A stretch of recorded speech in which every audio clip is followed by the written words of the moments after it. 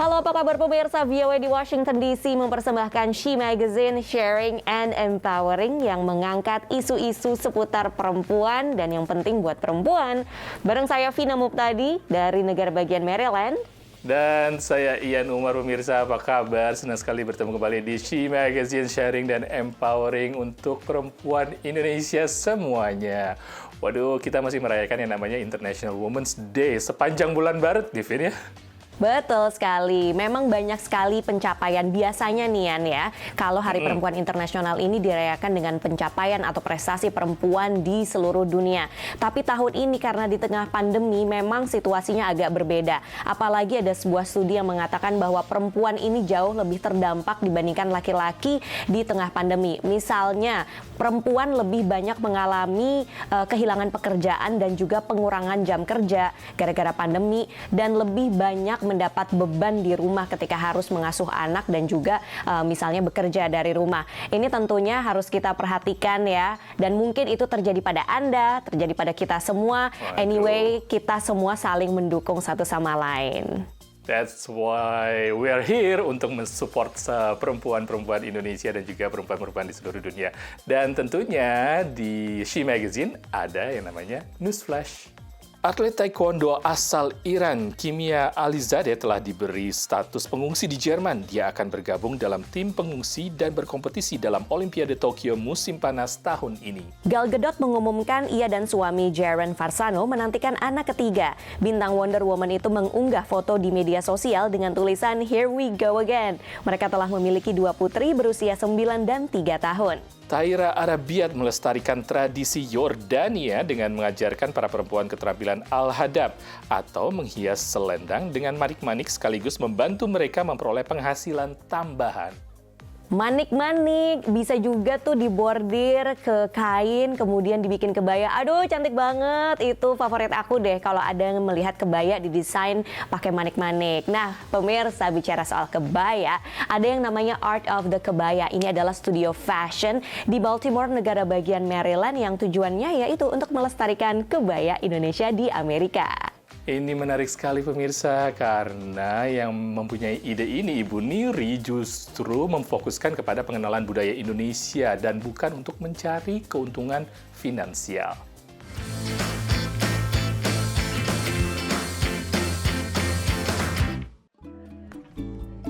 Dan di situ saya nggak pernah berpikir untuk berbisnis, tetapi ada keinginan saya sekali untuk memberi sedikit ilmu saya yang saya miliki. Mengembangkan bisnis memang bukan tujuan Nuri Oger mendirikan Art of the Kebaya Maryland. Misinya adalah untuk melestarikan budaya Indonesia di negeri Paman Sam.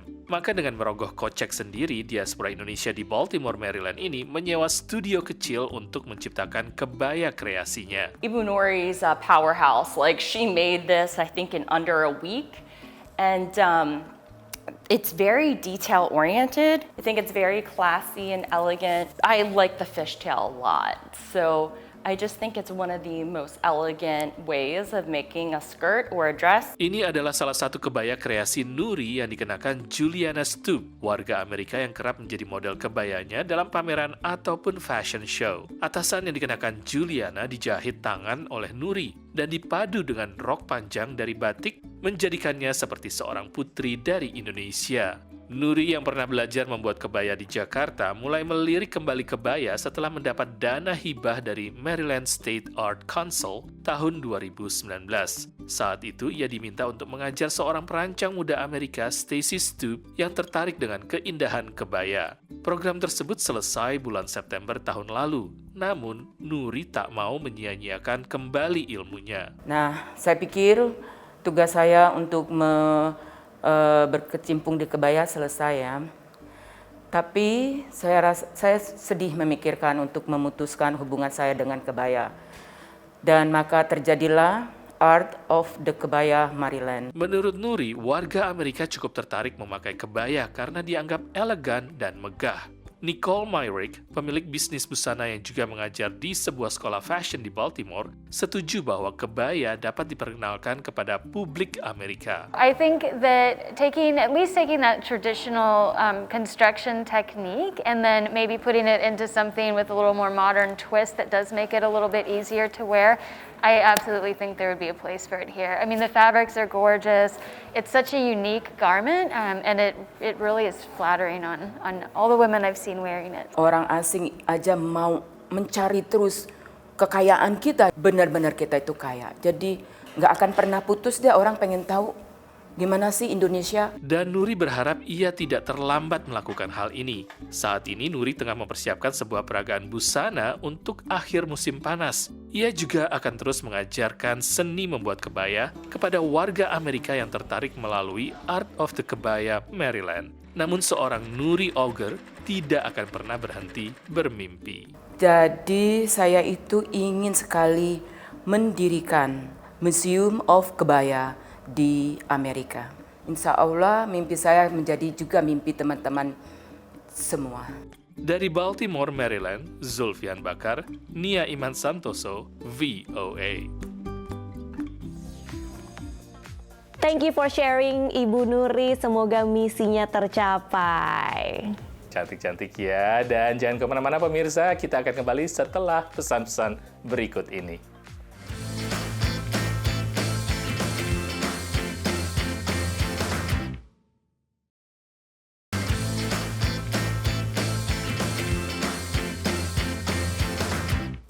Pemirsa, Anda masih bersama She Magazine Sharing dan Empowering. Baru-baru ini, Whitney Wolf adalah salah seorang perempuan di bidang teknologi yang menjadi self-billionaire termuda perempuan, dan dia tampil di sebuah IPO atau peluncuran sahamnya dengan bangganya membawa anaknya loh. Waduh, ini kayaknya membanggakan sekali ya untuk seorang ibu sukses seperti itu. Luar biasa ya work-life balance-nya. Dan aplikasi Bumble yang dibuatnya ini juga unik pemirsa. Mungkin sebagian tahu karena ini hanya memperbolehkan perempuan duluan yang PDKT ya kan. Nah kalau kita bicara soal hubungan atau relationship di tengah pandemi ini juga memang membawa tantangan tersendiri ya. Buat yang single mungkin jadi nggak bisa kencan di restoran. Terus tapi buat yang couple juga mungkin jadi kalau misalnya di karantina ini bisa membuat mendekat atau justru semakin menjauh.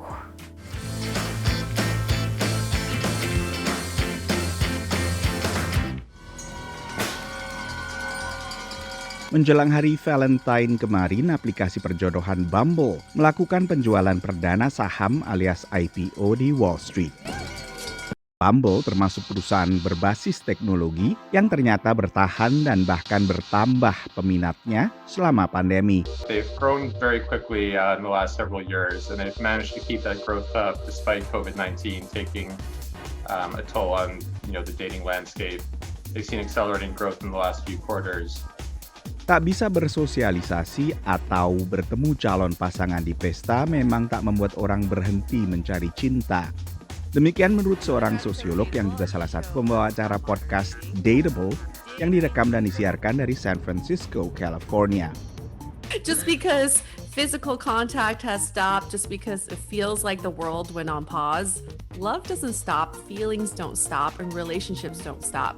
So not only have we seen that people have grown their relationships that may have started before COVID, people have started relationships during COVID. It's not a huge surprise because, with all the distractions taken out, nobody's traveling, nobody's going out. I feel like love has become a priority for a lot of people. Apalagi saat ini begitu banyak aplikasi jodoh yang memudahkan komunikasi tanpa bertemu dulu. Especially in these times, it's really challenging to be isolated. And while it might be easy to just jump on a dating app thinking that's going to solve all your problems and finding someone to spend time with, I would say that make sure you're investing in yourself first and that you're happy and content. But next, if you are ready to jump into the dating scene, whether it's Tinder or another online dating platform, set reasonable expectations. Don't expect that everyone's going to be willing to meet given the circumstances. Itulah yang dialami pasangan muda di Nashville, Tennessee, yang telah saling mengenal sejak kecil di Rainbow City, Alabama. Tapi akhirnya baru mantap bertunangan setelah intens berkomunikasi lewat aplikasi komunikasi video Marco Polo. Texting, you only get so much of a person, whereas like sitting here, you know, and being able to visually see each other and like just all the nonverbal communication that you can have. I mean, I feel like there are so many outlets, whether it's Marco Polo or FaceTime, there are safe avenues, especially for, you know, meeting a person for the first time. Marco Polo sendiri bukan sebuah app perjodohan, tapi sekedar memfasilitasi komunikasi. Dari Washington DC, Nova Purwadi, VOA. Nah, kalau misalnya kencannya online terus, jangan-jangan ada nih yang merasa conscious dengan wajah mereka. Karena beneran loh pemirsa, jadi gara-gara pandemi ya, banyak orang itu merasa kurang nyaman dengan penampilan wajah karena fokusnya cuma di sini doang, cuma di depan doang. Apalagi kalau di layar gitu. Terus solusinya apa dong, Yan? Aduh, bener banget itu kayaknya terlalu lama Zoom, terlalu lama Skype, FaceTime, kayaknya nggak jadi nyaman dengan wajahnya. Katanya banyak yang melakukan yang namanya bedah kosmetik ataupun suntik botox loh.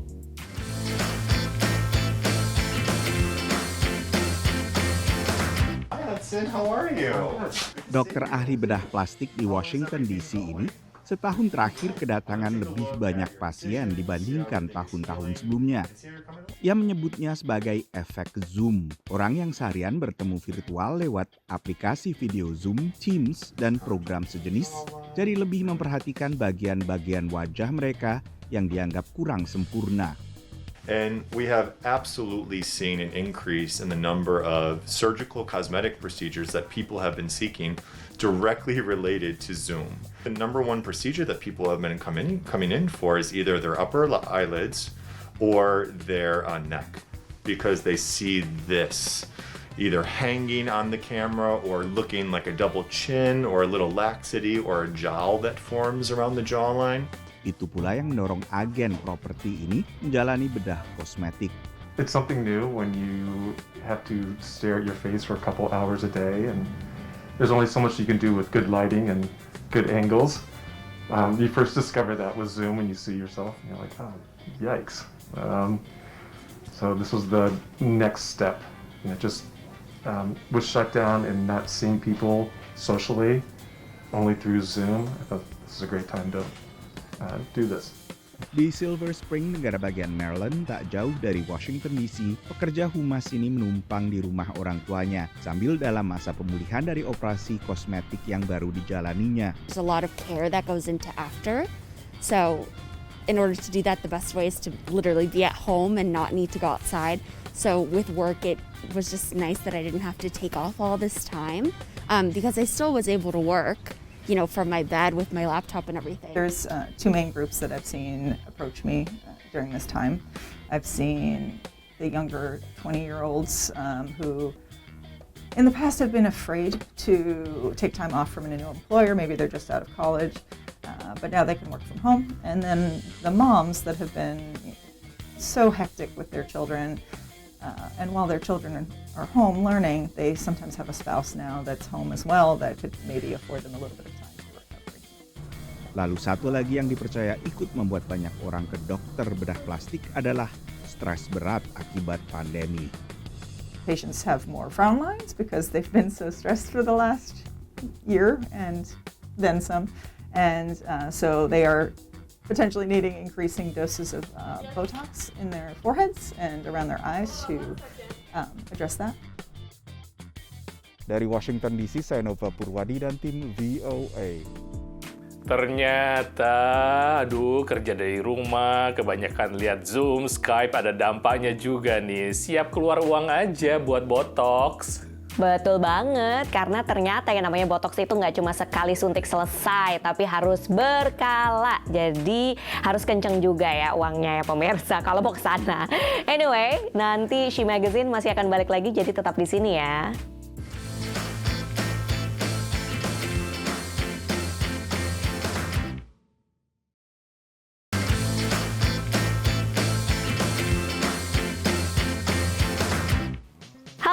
pemirsa She Magazine, ternyata selama pandemi ini mendorong beberapa orang supaya lebih kreatif, termasuk para grandma and grandpa alias kakek dan nenek yang punya media sosial sekarang dan bahkan followernya banyak dan menjadi seorang grandfluencer. Aduh, menarik sekali ya istilahnya grandfluencer ini karena mereka followernya justru banyak sekali usianya jauh di bawah mereka dan mereka mendobrak stereotipe yang katanya media sosial ini justru diskriminasi terhadap para lanjut usia.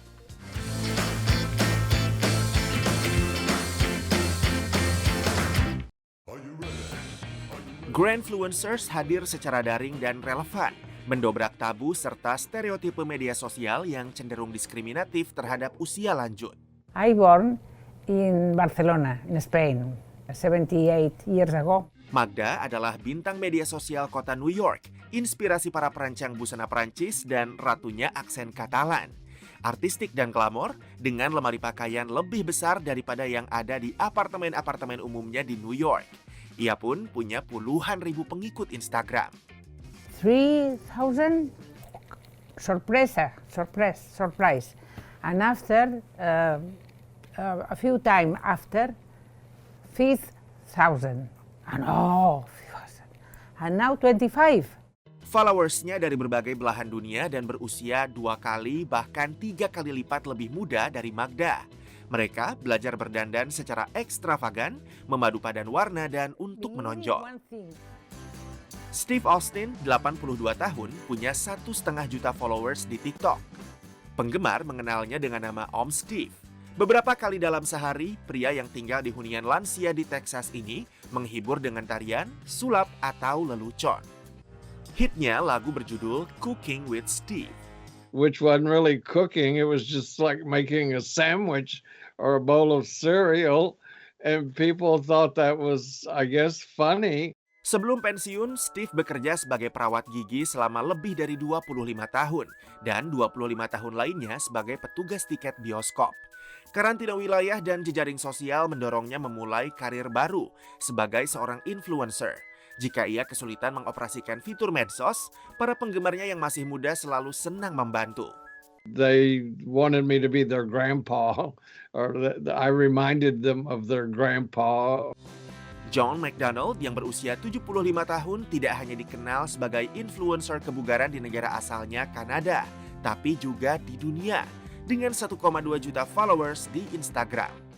Kelebihan berat badan, darah tinggi, dan obat-obatan tanpa henti merupakan kehidupan John hingga belum lama ini.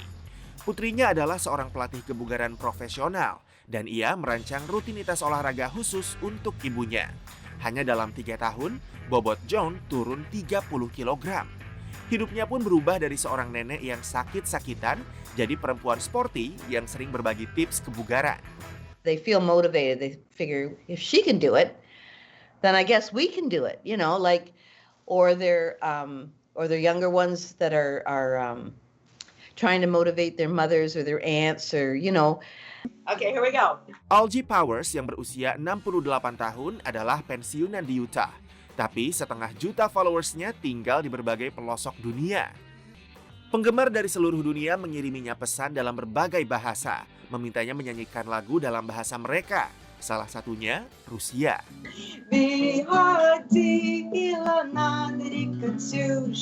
Pandemi virus corona dan isolasi justru menciptakan lahan subur bagi para lansia di media sosial. Ini juga bukti bahwa tidak ada kata terlambat untuk memulai hal baru. Dari kota New York, VOA. Wow, Nelly, nenek lincah, luar biasa. Semoga sehat-sehat terus ya para grandma and grandpa supaya bisa tetap menghibur ya kan. Dan bicara soal kesehatan pemirsa mesti hati-hati nih kalau tiba-tiba mengalami gejala seperti nyeri, kemudian napasnya pendek, terus juga cepat lelah. Ternyata itu adalah salah satu gejala dari SPS atau Stiff Person Syndrome. Waduh, kayaknya ini penting sekali untuk tahu nih, karena penyakit ini cukup langka dan yang akan berbagi di liputan berikut ini adalah para penyintasnya. Mereka mengalami hal ini, yaitu Stiff Person Syndrome adalah perempuan di Amerika dan juga seorang atlet di Australia yang berbagi dengan kita semua bagaimana mereka menjadi penyintas dari penyakit Stiff Person Syndrome ini.